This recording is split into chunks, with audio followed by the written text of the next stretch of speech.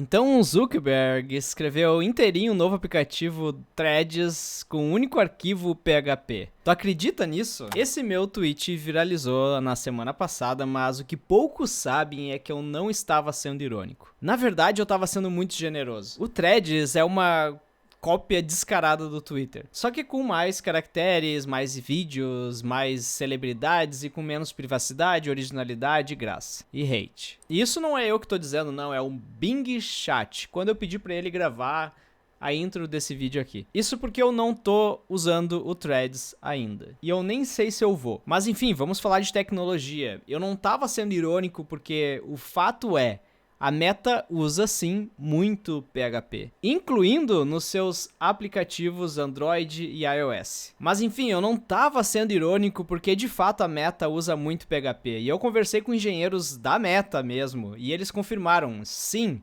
existe uma mistura ali de nativo que roda sua própria runtime e usa PHP, e faz isso através do queridinho JavaScript. Mas não é React Native. É hardcore mesmo, a gente tá falando de uma engine, ou engine. No Android eu sei que a galera usa muito algo que é chamado Duct Tape. E basicamente tu pega uma engine do QuickJS e tu consegue rodar um JavaScript. Ela é pequena e super rápida. E tu consegue até comparar ela com outras engines aqui, como a Chakra Core, JavaScript Core, Spider, V8, e tu vê que ela é relativamente rápida. No site eles até falam aqui, ó, o intérprete rápido com tempo de inicialização muito baixo, executa os 75 mil testes do ECMAScript, test suites em cerca de 100 segundos em um único núcleo de PC. O ciclo de vida completo de uma instância de tempo de execução é concluído em menos de 300 microsegundos. Então, sim, tem alguns hacks que a galera faz aí no nativo para rodar JavaScript numa engine própria. E falando em hacks, se eu não me engano, é mais ou menos assim que internamente a Meta se refere a essa arquitetura que eles usam. Olha que louco. E não é muito louco não, porque o Uber já faz isso há alguns anos. Eles chamam lá que eles fazem o Server Driven UI. Tem várias empresas que fazem isso. Tu define uma tela e um fluxo no servidor e aí tu empurra essa tela, esse fluxo pros aplicativos. Inclusive, um amigo e um ex-colega meu trabalharam nesse projeto da Uber, porque a Uber tinha um escritório bem forte aqui em Amsterdã. Então essa parte de tooling ficava por aqui. E se eu não me engano, eu consigo achar o artigo aqui para vocês. ScreenFlow, uma tentativa inacabada de uma interface de usuário multiplataforma baseada em servidor no Uber. Então, de outubro de 2017 a julho de 2020, fiz parte de uma equipe da Uber que teve essa oportunidade. O projeto se chamava ScreenFlow.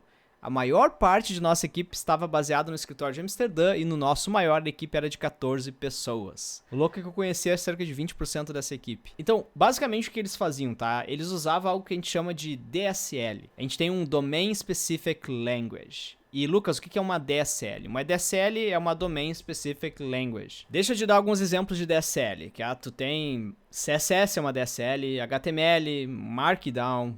Tem o SQL, também é uma DSL, e o que mais? O queridinho regex. Então, o que a Uber fazia com essa DSL? Vamos lá. E por que eu tô lendo esse artigo da Uber e no título eu tô falando da Meta e da Threads? Porque eu sei que internamente a Meta provavelmente está fazendo algo parecido com o que o Uber tentou ou fez. Eu não sei qual que é o momento atual desse projeto, porque a pessoa que escreveu isso publicamente saiu do Uber no layoff que aconteceu em 2020. Então a gente não tem como saber se o projeto foi pra frente ou não, mas tudo indica que na Meta eles estão fazendo algo parecido. Então, no Uber, o código mobile ali é feito em Swift para iOS e Java para nativo Android e web usa JavaScript, então com React. Então na Uber os aplicativos são nativos, tá? Tu tem Java para Android, Swift para iOS e React com JavaScript para a web. E eles precisavam aqui de uma maneira comum de descrever a interface do usuário e a lógica de negócio associada a isso. Eles falam aqui que alguns projetos internos já usavam arquivos JSON, XML e também o YAML para armazenar dados. Todos eles tinham uma desvantagem da incapacidade de incorporar o código convenientemente. E eu percebi que eu tô lendo num ritmo meio estranho. Criamos nossa própria linguagem específica de domínio com base em um subconjunto do TypeScript. Pegamos muitos conceitos do React, como o estado imutável, o JSX, e para quem não sabe, o JSX é aquilo que permite tu escrever como se fosse um HTML junto com JavaScript no React, ou também no Vue.js e em vários outros frameworks web. E assim como no React, então, a interface do usuário era composta de componentes que eram conectados por props reativos, né? Dados passados de componentes pais para filhos. Mas eles criaram aqui uma DSL com uma extensão própria, tá? Então, os arquivos aqui deles tinham a extensão SDL, que significava ScreenFlow Definition Language. Parecia um typo de DSL, mas tudo bem. Então, basicamente, o que eles tinham aqui? Eles tinham um Export Default Class Screen, então aqui tu tá definindo uma tela, né? Tu tem ali as native props, tem as props, tu tem o estado, tu tem o handle, uma action, né? Na verdade, tem 3 actions: ao adicionar, ao estar feito e ao mudar o nome. Do caso aqui, tu estaria mudando o nome do teu estado, né? E aqui um return que vai retornar uma view, que é basicamente aqui, quando tu bate o olho, tu vai ver que eles estão usando algum flexbox da vida. Então, vamos continuar lendo aqui. Na nossa DSL, a única definição de nível superior permitidas eram componentes, e apenas um subconjunto de expressões era permitido no bloco de renderização e na inicialização do estado. Isso introduziu algumas limitações, mas tornou muito mais fácil fazer garantias de desempenho. E eu vejo porque que eles estavam optando por esse caminho.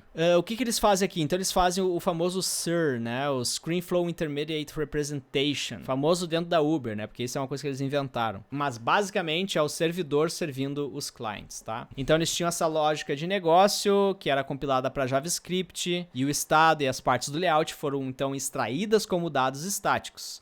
Isso nos permitiu renderizar muitas telas básicas sem iniciar a VM JavaScript. O que mais? Pelo jeito eles usavam TypeScript, tá? Então o nosso compilador injetou anotações de tipo adicionais no nível AST, que é o Abstract Syntax Tree, e passou o programa modificado para o compilador TypeScript para a verificação final. Eu tô muito afim de fazer um compilador aqui no canal. Então, enfim, o compilador deles aqui também fornecia algumas mensagens de erro quando existia alguma sintaxe ali incorreta, já que muitos desenvolvedores vinham de Swift e Java. Então, pelo jeito, sim, os programadores lá da Uber, nativos Swift e Java, tiveram que meter a mão também aqui nesse TypeScript. O que não vai ser difícil, né? Se tá vindo de Java, TypeScript vai ser moleza. É basicamente um Java mais chill. É tipo assim, eu tenho tipo, mas também, se tu não quiser, não precisa, né?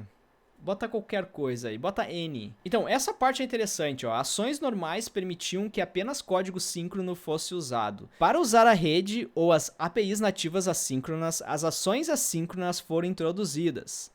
Eles foram implementados com geradores assíncronos, onde a palavra-chave await está disponível e vários estados podem ser gerados. Olha que louco que os caras criaram, E eu entendo por quê, né? Porque com um programa síncrono, tu não consegue fazer muita coisa decente, né? Mas aqui eles estão falando mais da linguagem. Eu quero ver o overview, o geral da arquitetura dessa solução. Então a gente está chegando aqui, ó. Os valores padrão foram extraídos durante a travessia do AST e as estruturas e classes correspondentes foram geradas para serem usadas no código nativo. E novamente, o AST é o Abstract Syntax Tree lá deles. Isso foi feito para garantir a integração correta com o código nativo. Vou expandir mais sobre isso no artigo. Por favor, faça-o. O DSL não oferece suporte a importações diretas para os pacotes NPM, pois queríamos controlar o tamanho do pacote. No entanto, adicionamos constantemente componentes solicitados e APIs ao tempo de execução. Nosso compilador também tinha alguns recursos de empacotador. Por exemplo, convertemos as imagens referenciadas como importações ECMAScript em strings base64 para serem incorporados no formato de saída. Então, o que eles têm aqui no compilador deles? Eles têm a DSL deles, que é lá o ScreenFlow DL language deles lá, domain language deles. Tu tem o JavaScript mais o teu esquema customizado. Tu tem as definições, então, da tua tela. Tu manda isso pro compilador. Ele vai gerar um server ali, intermediate, lá, o SIR deles, que seria o runtime, que vai rodar no iOS e no Android. E também vai compilar o React para web, tá? Então aqui não tem React Native sendo mandado pro nativo. Pro nativo eles criaram essa camada de SIR aqui.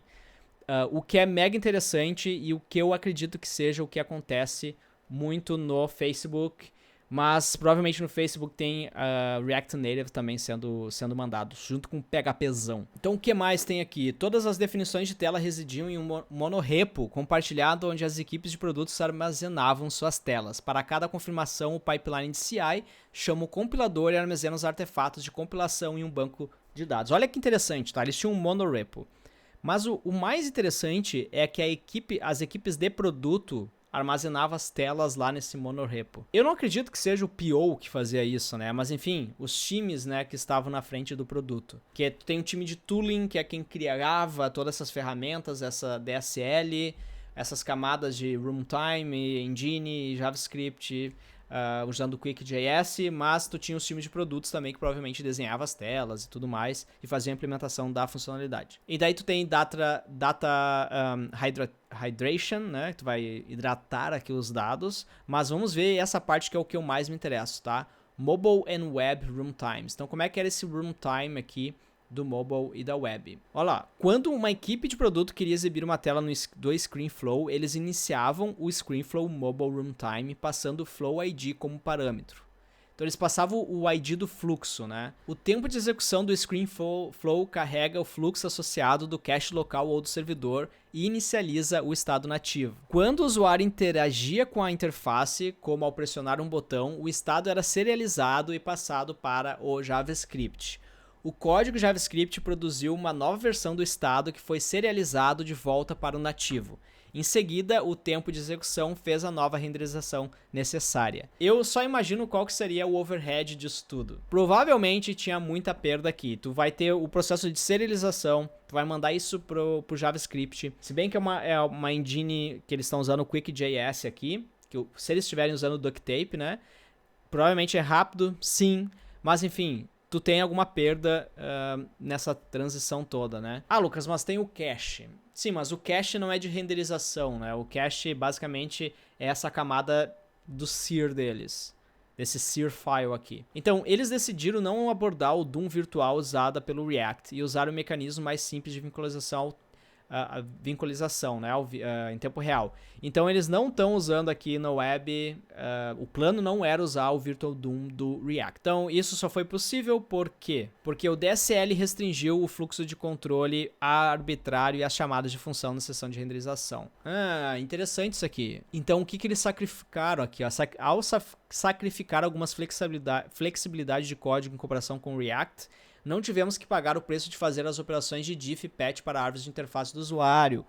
Entendi. Faz sentido pelo que eles estavam querendo fazer. Então aqui tu tem desde o SIR file até o user event. Então user event, o evento do usuário, tem um JavaScript engine, um novo estado é criado, tu tem um binding tracker que vai gerar um view builder, que vai estar recebendo as instruções do SIR file, fazendo parse. Interessante, cara. Então, agora vem o grande desafio. Como que ele renderiza tudo isso? Então, o objetivo importante para eles era a integração perfeita com a UI nativa existente. Isso significava que precisávamos reutilizar todos os componentes e temas nativos existentes. De alguma forma, isso teve que ser exposto aos desenvolvedores. E é aqui que, sabia que ia chegar no Flexbox. Então escolhemos o layout Flexbox, que é um dos sistemas de layout disponíveis na web. A renderização foi feita com o Yoga Layout no iOS e Flexbox Layout no Android. Para o Web Runtime, compilamos diretamente para o código React. E aqui está chegando no JavaScript nos mobile, né? Para executar o JavaScript, usamos o JavaScript Core integrado no iOS e o Duct Tape no Android,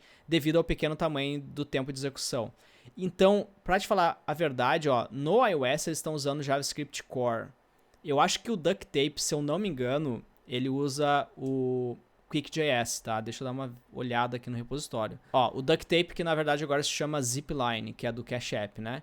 Então, Zipline funciona incorporando mecanismos JavaScript QuickJS em seu programa Kotlin JVM e Kotlin Native. É um mecanismo JavaScript pequeno e rápido, adequado para incorporações de aplicativos nativos. Exatamente, tá? Então, o QuickJS, pelo jeito aqui, por isso, provavelmente, que o aplicativo do Uber no Android poderia ser mais rápido que no iOS. A parte mais desafiadora foi garantir que os componentes nativos funcionassem corretamente com o Flexbox.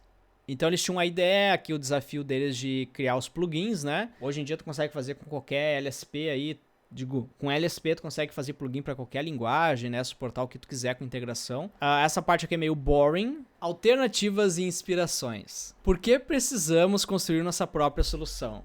Vamos considerar algumas alternativas.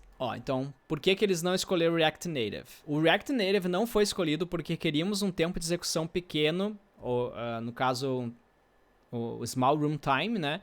E naquele momento não atendia às nossas restrições. Um dos primeiros aplicativos que usou nossa estrutura foi o Uber Lite, que é uma versão extremamente leve do aplicativo. Uber criada para mercado de em desenvolvimento. E tinha uma restrição de tamanho total de 5 megabytes para todo o aplicativo. Então, ok. Então, basicamente aqui, React Native estava fora de cogitação, porque duvido aí tu fazer um aplicativo com 5 megabytes completo. Não um aplicativo fake do Uber, mas tu criar um aplicativo Uber completo que tenha menos de 5 megabytes usando React Native. Não é possível. E não vai ser possível também no Flutter. Então, não usamos Flutter ou qualquer uma das estruturas baseadas em WebView. O Flutter não usa WebView, mas tudo bem.